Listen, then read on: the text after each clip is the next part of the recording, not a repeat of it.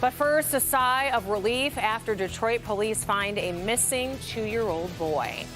Thank you so much for joining us this noon. That boy is now at the hospital. Thankfully, he appears to be doing okay. Detroit police are now trying to figure out how he went missing. Let's get out to Priya Mann. She's been following this story for us all morning long, and you're joining us from Detroit's west side. What have you been able to learn about what happened with this little boy?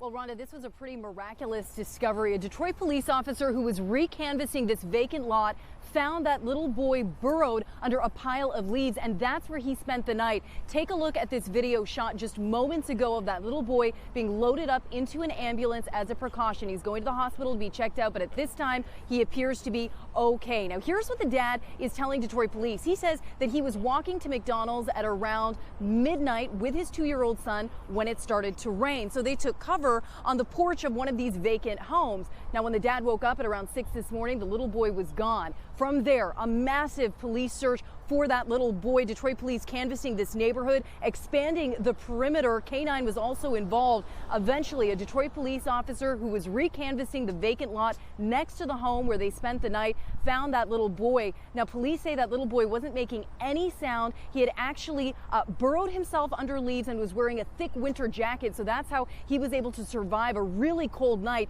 Hear what Detroit police had to say. It's cold weather still.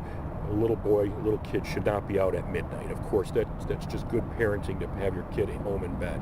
So there's some problems on the adult here.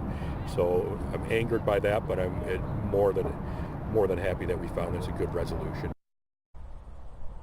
Yeah, thankfully, this little boy was found safe and sound. The father has not been arrested, but has been detained. Police are still trying to figure out how this happened. We will, of course, continue to follow this developing story. Reporting live from Southwest Detroit, I'm Priya Mann, Local 4. It's certainly very unusual that this father would decide to sleep on a porch all night long from someone else's home. Very strange. Priya will continue to follow this story. Thank you.